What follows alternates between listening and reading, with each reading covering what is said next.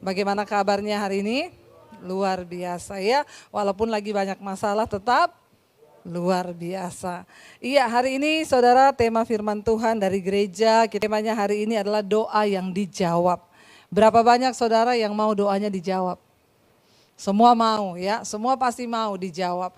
Tetapi jawaban Tuhan itu kan ya bermacam-macam. Tetapi hari ini kita akan belajar bersama saudara apa kata firman Tuhan. Dan kita akan lihat bersama bagaimana doa yang berkuasa, doa yang dijawab. Mari kita lihat bersama Injil Matius pasal yang ke-6. Kita buka firman Tuhan, Matius pasal yang ke-6 mulai ayat yang ke-5. Kalau kita lihat di sana judul perikopnya adalah hal berdoa. Injil Matius pasal yang ke-6 ayat yang ke-5 mulai hal berdoa. Kita baca di sana firman Tuhan berkata 1, 2, 3. Dan apabila kamu berdoa, janganlah berdoa seperti orang munafik. Mereka suka mengucapkan doanya dengan berdiri dalam rumah-rumah ibadat dan pada tikungan-tikungan jalan raya, supaya mereka dilihat orang. Aku berkata kepadamu, sesungguhnya mereka sudah mendapat upahnya. Yang pertama, doa yang pasti tidak dijawab oleh Tuhan adalah doa orang apa saudara? Doa orang yang munafik. Kalau kita kenal sekarang dengan istilah muna. Ya, muna banget tuh ya. Orang munafik. Apa itu munafik? Lain di mulut, lain di. Tapi di sini tidak ada, katakan. Insya Allah. Ya, tidak ada yang munafik di sini. Kenapa saudara? Tuhan tidak mau mendengar apalagi menjawab doa orang munafik. Orang munafik itu lain di mulut, lain di hati. Karena kita tahu firman Tuhan berkata Tuhan itu Tuhan yang melihat hati. Dan karena itu doa orang yang didengar Tuhan, doa yang hati dan mulutnya sama. Dengan kata lain balik lagi doa orang yang benar itu besar kuasanya. Jadi kalau kita ingin doa kita dijawab, mari kita menjadi orang yang apa adanya di hadapan Tuhan. Jangan jadi orang munafik. Dikatakan di sini mereka suka mengucapkan doanya di dalam rumah-rumah ibadat. Lalu kita berpikir, loh tapi berarti Bu di sekarang tidak boleh orang berdoa di gereja. Ya bukan itu artinya. Mereka berdiri tikungan-tikungan jalan supaya dilihat orang. Orang munafik itu orang yang pura-pura kelihatan rohani padahal sama sekali tidak rohani. Di depan mata dia rohani tapi ternyata di belakang roh halus. Di sini tidak ada. Semua luar biasa di sini ya. Di sana yang banyak. Saudara, orang munafik itu sangat berbahaya. Sekarang kita lihat ada begitu banyak orang yang membungkus kemunafikan dengan berkedok agama. Dan ini sangat-sangat berbahaya di hadapan Tuhan. Kenapa? Kalau orang sudah terbiasa melakukan dosa, hidup dalam kemunafikan, dia berdosa, dia melayani, dia berdosa tapi dia juga di dalam rumah-rumah ibadat aktif. Tetapi di luar ternyata dia melakukan dosa, maka orang seperti ini akan terbiasa. Dia lama-lama melakukan dosa sudah tidak tertuduh lagi karena sudah terbiasa. Saya berdoa setiap kita yang hadir sore hari ini tidak ada orang munafik. Bilang kanan kirimu, jangan munafik. Kalau ngomong istrinya kurus, ngomong kurus beneran. Karena banyak bapak-bapak itu muna di depan istri. Soalnya kalau dibilang gendut istrinya marah. Gak apa-apa, ngomong aja gendut biar terpacu. Ya, jadi saudara jangan lain di bibir, lain di hati. Yang pertama, Tuhan pasti tidak akan mendengar doa orang yang munafik. Yang kedua kita lihat bersama ayat yang ke-6.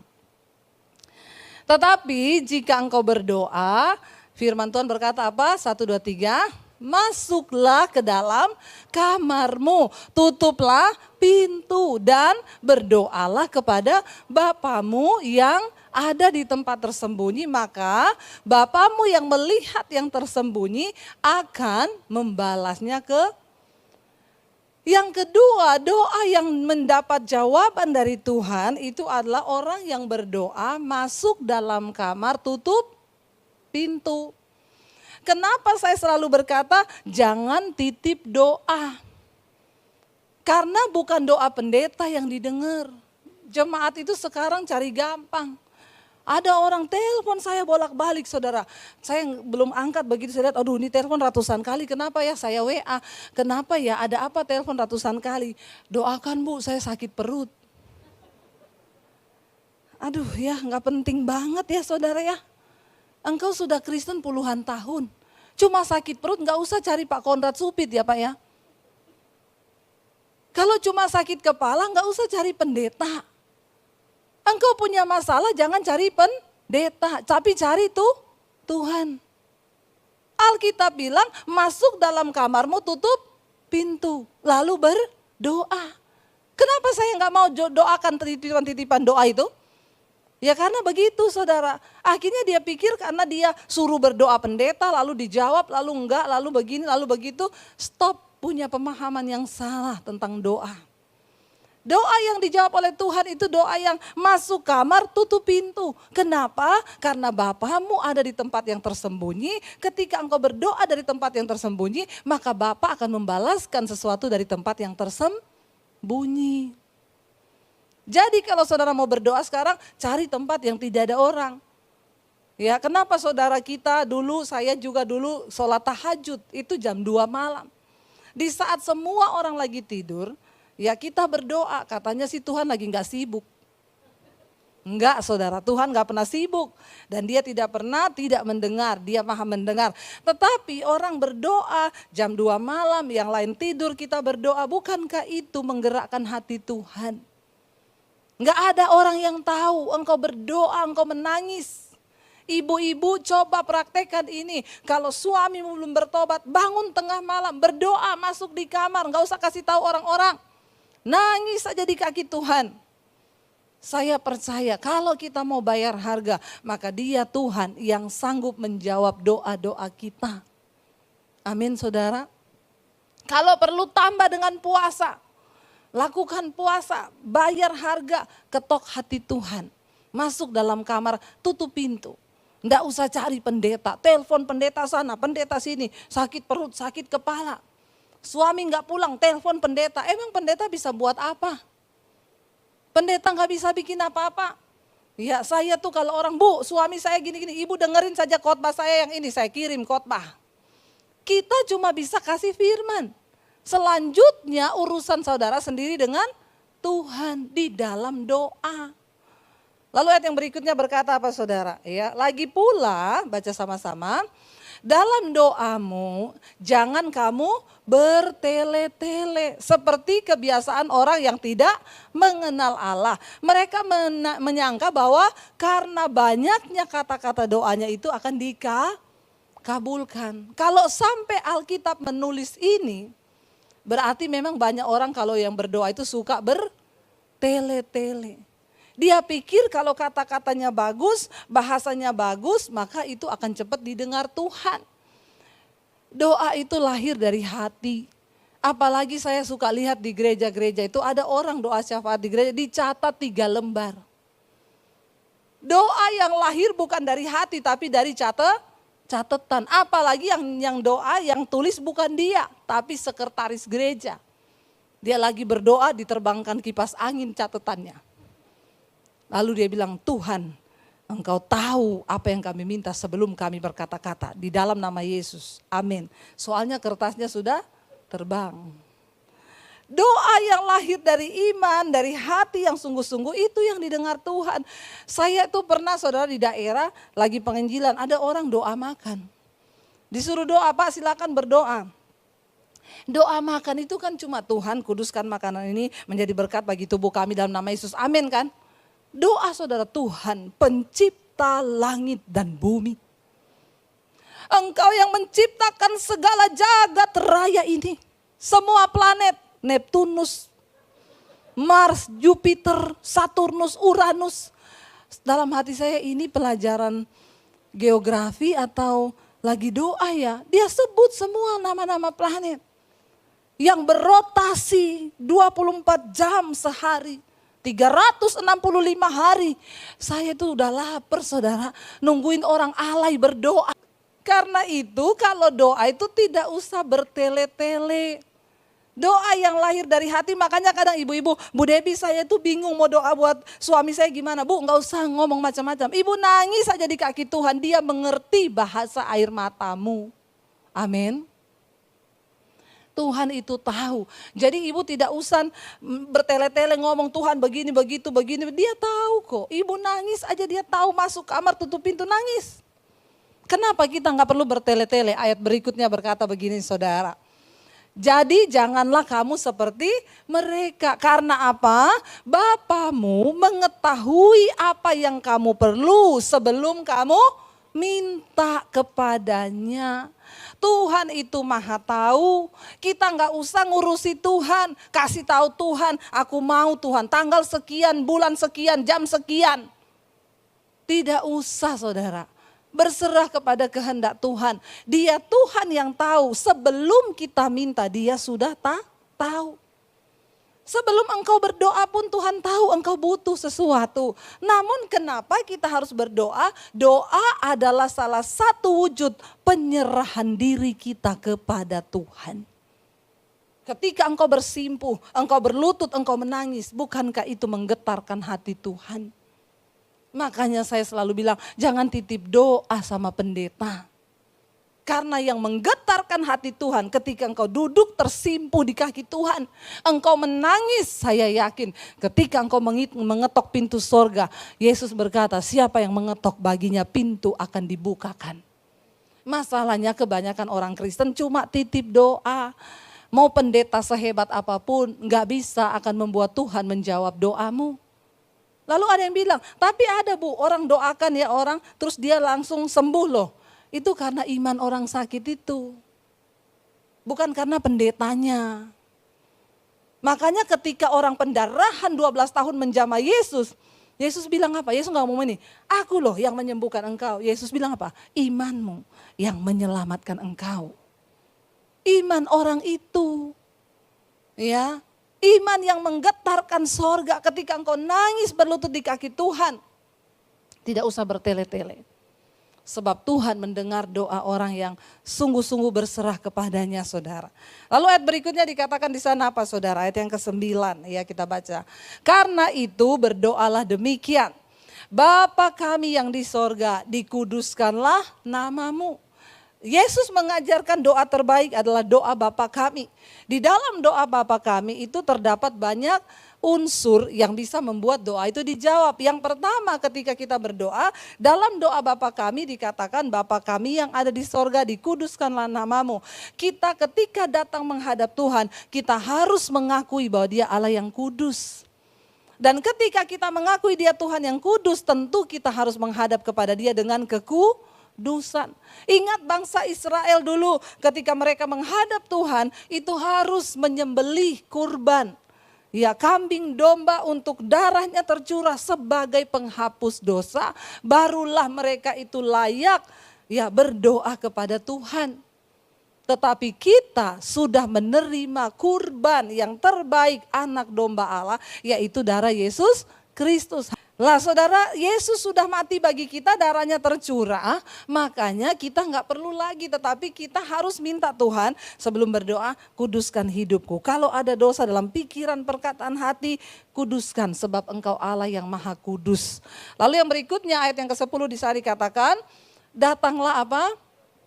Kerajaanmu, jadilah kehendakmu di bumi seperti di sorga. Unsur doa yang dijawab oleh Tuhan adalah doa yang meminta kehendak Tuhan yang jadi. Bukan kehendak kita. Ada anak-anak muda, saya berdoa Bu buat jodoh saya sudah katakan sama Tuhan, Tuhan pokoknya laki-laki itu harus jadi jodohku. Aku rebut dia dalam nama Yesus. Percaya bahwa kehendak Tuhan itu yang terbaik. Engkau boleh berdoa, Tuhan aku rindu laki-laki ini jadi jodohku. Tetapi jangan kehendakku, biar kehendakmu. Kalau kami jodoh persatukan, kalau tidak putuskan dalam nama Yesus. Yang muda-muda bilang, amin. Tidak ada yang mau amin. Ya, daripada engkau menyesal kemudian lebih baik sekarang. Ada orang telepon saya, Bu, saya mau bunuh diri, Bu. Kenapa? Saya diputus sama tunangan saya. Saya bilang, kenapa kamu mau bunuh diri? Rayakan 7 hari 7 malam pesta. Dia pergi sama perempuan lain. Puji Tuhan, haleluya 12 kali. Kamu belum menikah, Tuhan sudah tunjukkan karakternya. Dia udah pergi sama perempuan lain, puji Tuhan, haleluya. Itu namanya kehendak Tuhan. Ya, jangan bunuh diri ditinggal laki-laki. Ada juga ibu-ibu yang mau bunuh diri karena suaminya selingkuh. Ibu-ibu jangan cintai suamimu 1000%. Cintai Tuhan 1000%. Supaya kalau suamimu pergi, engkau tidak bunuh diri. Karena suami itu hanya titipan Tuhan. Kalau nggak diambil Tuhan, ya diambil perempuan. Amin Bapak-Bapak. Saya mau dengar Bapak-Bapak amin yang kenceng. Cintai Tuhan di atas segala-galanya. Supaya kalau suamimu macam-macam, jangan engkau bunuh diri. Ya, jangan. Ada Tuhan dalam hidup kita, berdoa. Tuhan biar kehendakmu yang jadi. Ya ada lagi datang sama saya, Bu, saya baru sebulan menikah. Suami saya pergi sama perempuan lain, Bu. Saya bilang, kenapa kamu gak konseling sama saya waktu belum nikah? Kamu sering dengar khotbah saya, iya Bu itulah salah saya. Padahal Roh Kudus sudah dorong saya untuk konseling sama ibu sebelum menikah. Terus kenapa kamu gak konseling sama saya? Saya tahu kalau saya konseling pasti ibu suruh putus. Ada orang begitu ya. Dia tuh tahu sebenarnya kebenaran kan. Dia takut kalau saya udah bilang putus dalam nama Yesus. Makanya saudara, di dalam doa itu kita perlu berkata, Tuhan datanglah kerajaanmu, jadilah kehendakmu di dalam hidupku seperti di sorga. Jangan maksakan kehendakmu. Engkau berdoa di dalam segala hal, bisnis, pekerjaan, apapun, mau beli rumah, mau apa, libatkan Tuhan. Tetapi jangan maksa dengan kehendakmu, biar kehendak Tuhan yang jadi. Ketika kita angkat tangan, maka Tuhan itu turun tangan. Ayat yang berikutnya saudara, ayat yang ke-11 dikatakan, berikanlah pada kami pada hari ini makanan yang... Kenapa banyak orang Kristen kecewa sama Tuhan? Karena mereka doanya begini, berikanlah pada kami pada tahun ini makanan kami yang berlimpah-limpah. Orang Kristen itu suka menyalahi firman. Padahal Yesus mengajarkan doanya, berikanlah kami pada hari ini makanan yang secukupnya. Saya mau tanya, hari ini ada yang belum makan enggak? Ada di antara saudara yang belum makan? Berarti di antara kita hari ini enggak ada yang kelaparan kan? Tidak ada yang berkekurangan kan? Bukankah itu membuat kita bisa mengucap syukur? Tuhan ajarkan, beri pada kami hari ini Tuhan makanan kami yang secukupnya. Kenapa orang jadi stres dan khawatir? Karena dia pikir 10 tahun ke depan. Engkau bodoh kalau engkau terlalu khawatir. Firman Tuhan berkata, kesusahan sehari cukup untuk sehari. Tapi manusia itu bantah sukanya. Bahkan uang masih ada miliaran di rekening sudah ketakutan. Ketakutan, akhirnya gak bisa menikmati hidup. Gara-gara khawatir, takut, ketakutan, kena macam-macam penyakit, mati. Duitnya ditinggal buat orang lain. Kayak yang saya ceritakan, kerja terus saking khawatir hidup. Suaminya bilang, Ma, ayo kita liburan. Enggak, kumpul uang, cari duit. Uang kita itu sudah 20 M loh. Enggak, masih kurang itu. Kerja, istrinya lagi kerja mati. Kecapean, serangan jantung. Waktu istrinya mati, suaminya menikah sama pembantunya. Karena memang suaminya ini kuper, gak pernah keluar, kerja terus. Yang dia lihat ya cuma pembantunya. Akhirnya nikah sama Inem. Begitu nikah bulan madu ke Bali. Inem bilang, dulu Inem pikir Inem kerja buat nyonya. Ternyata nyonya yang kerja buat Inem. Ya, kesusahan sehari cukup untuk sehari. Doa itu secukupnya. Tuhan berikan pada kami makanan kami untuk hari ini yang kalau kita hidupi ini wow luar biasa. Kita malah bisa berbagi. Sehingga hidup tidak kita nikmati bagi diri kita, tapi kita juga bisa berbagi dengan orang lain yang membutuhkan. Orang Kristen itu luar biasa loh, tiap hari bukan bingung mau makan apa kita yang tidak ada makanan. Orang Kristen itu tiap hari bingung mau milih makanan apa ya. Makanan apa ini? Mau makan di situ, apa di situ. Berantem gara-gara bingung mau pilih makanannya apa. Itu bisa ribut suami istri sama anak. Anaknya mau ke sushi tei, bapaknya mau ke sini, yang satu mau ke sini. Bersyukur saudara. Jangan sampai engkau tidak bersyukur. Selama masih ada makanan untuk hari ini, masih ada pakaian, itu hidupmu sudah alkitabiah. Katakan. Lihat orang di sekeliling yang membutuhkan. Lalu dikatakan yang berikutnya di sana, ayat yang ke-13 ya. Dan ampunilah kami akan kesalahan kami. Seperti kami juga mengampuni orang yang bersalah kepada kami. Doa yang dijawab Tuhan ada unsur pengampunan di sana. Minta ampun kepada Tuhan dosa kita dan kita juga harus melepaskan pengampunan bagi orang lain. Kalau engkau dalam doamu tidak berkata engkau mengampuni orang lain, maka doamu juga tidak akan dijawab Tuhan. Ada yang tanya, Bu, kenapa kita harus mengampuni orang yang menyakiti kita? Enak banget orang itu, kamu mengampuni bukan untuk kepentingan orang itu loh, untuk kebaikan dirimu. Kenapa? Orang kalau hidup dalam kepahitan, mukanya tua. Bilang amin. Hidup ini sudah berat, sudah pahit. Jangan engkau tambah-tambahin lagi dengan kepahitan. Minum kopi pahit, makan daun pepaya, tambah pahit hidupmu. Lepaskan pengampunan. Ya, berbeda. Kenapa kita harus mengampuni orang? Untuk kebaikan kita. Saya dulu pernah cerita di sini kan, saya pelayanan datang ke rumah ibu-ibu. Bu, di sini benar rumahnya ibu ini? Betul. Ada apa? Perlu apa? Saya bilang, saya hamba Tuhan mau doakan. Itu kakak saya, masuk. Saya lihat orang gini nih bukan cuma pahit ini. Jamu ini di dalam dirinya ini. Campur aduk semua. Saya duduk saudara, dia tanya, situ apa, pendeta? Iya, sini pendeta.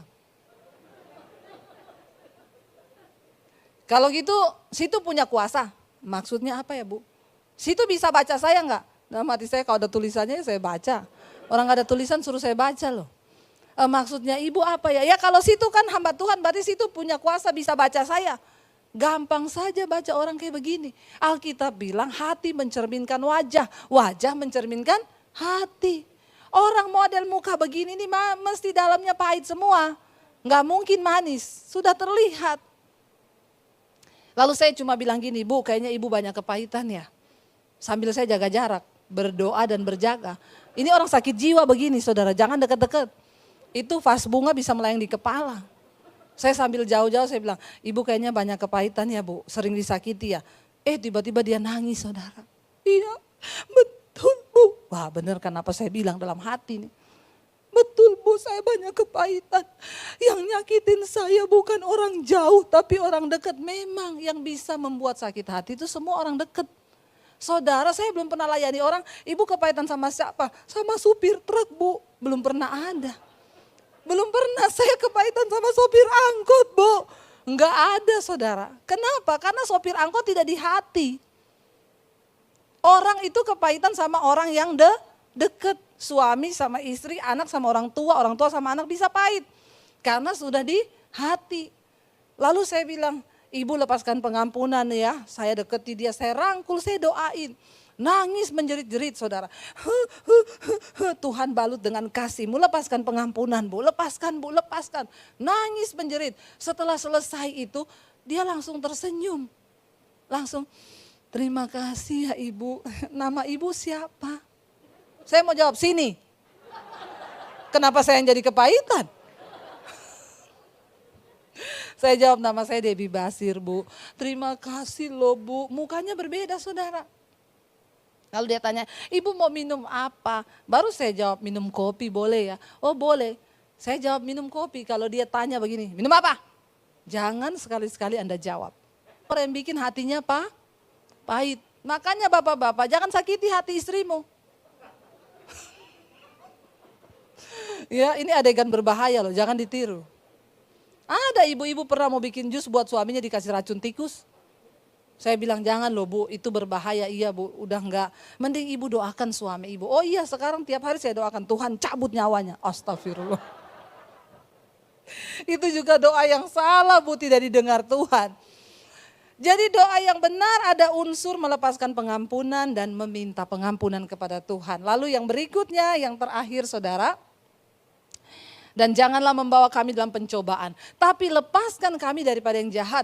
Karena Engkaulah yang punya kerajaan dan kuasa dan kemuliaan sampai selama-lamanya. Saudara, doa yang dijawab oleh Tuhan itu doa yang meminta untuk dilepaskan dari pencobaan. Tapi orang Kristen sekarang, dia doa sama Tuhan lepaskan dari pencobaan, tapi dia bawa dirinya di dalam pencobaan. Itu yang banyak terjadi. Bapak-bapak nggak ada kerjaan, cari-cari kenalan di dunia maya. Itu kan namanya engkau membawa diri dalam pencobaan. Ya, jangan bawa diri dalam pencobaan. Kita hidup lurus sudah banyak pencobaan, apalagi kalau hidupnya bengkok. Ayat yang berikutnya saudara, ayat 14 berkata, kenapa tadi kita harus mengampuni? Karena jikalau kamu mengampuni kesalahan orang, Bapamu yang di sorga akan mengampuni kamu juga. Ya, dan ayat yang ke-15. Tetapi jikalau kamu tidak mengampuni orang, Bapamu juga tidak akan mengampuni kesalahanmu. Jadi kita tahu sekarang kenapa kita harus mengampuni? Supaya dosamu nggak numpuk. Karena kalau kita nggak ngampuni orang, dosa kita pun tidak diampuni. Itu kalau banyak pikiran negatif, ketakutan, kekhawatiran, apalagi kepahitan. Itu saudara, menimpa semua kesakitan. Mari kita bangkit berdiri bersama saudara. Kita percaya bahwa Dia Tuhan yang selalu tepat pada waktunya dan tidak pernah meninggalkan setiap kita.